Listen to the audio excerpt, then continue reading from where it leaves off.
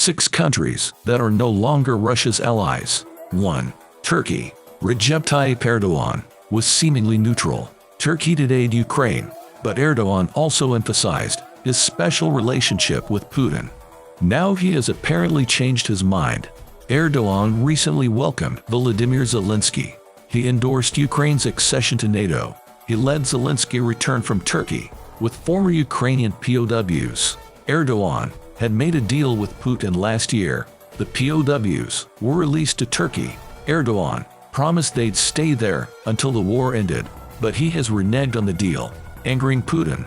He also dropped his objections to Sweden's entry into NATO. It seems Erdogan doesn't believe in Putin anymore. 2. Armenia. Armenia is heavily dependent on Russian military support.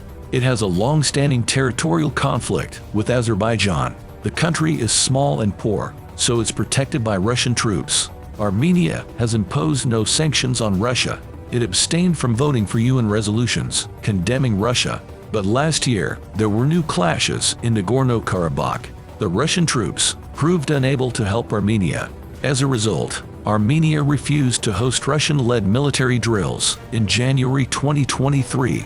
It's now seeking to replace the Russian troops with UN peacekeepers. 3. Moldova.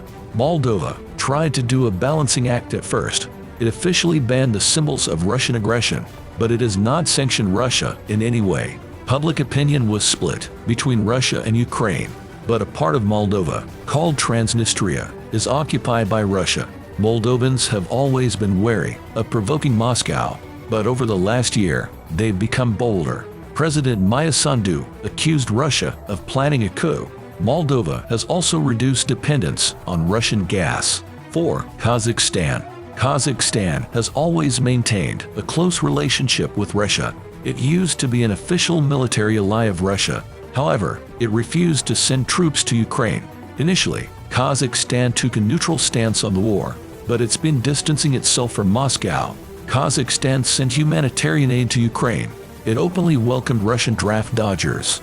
Finally, Kazakhstan observes Western sanctions on Russia. 5. Georgia. 2 regions of Georgia are under Russian occupation, but the country's government is remarkably pro-Russian.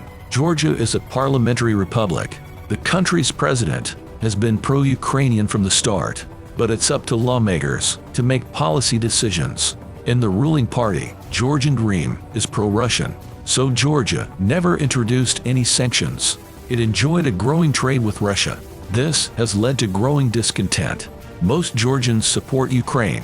In March, Parliament tried to push a bill on foreign agents. It was a copy of a similar Russian law used to punish dissidents. Georgia erupted in protests. They went on for days, with protesters chanting, "No to the Russian law." The bill was withdrawn. 6. China. Putin sees China as Russia's most valuable friend. Xi Jinping keeps up the pretense, but Xi's actions don't match his words. China has refused to buy Russian grain. Russian officials have repeatedly tried to broker a deal, but China says Russian wheat is substandard. China started building a railway around Russia. It will link China and Central Asia, Russia's traditional sphere of influence. Beijing has refused to deliver arms to Russia. Its position on Ukraine is ambiguous, but China has not recognized any of Russia's territorial claims. Most likely, Xi doesn't want to bet on the loser. That's bad news for Putin.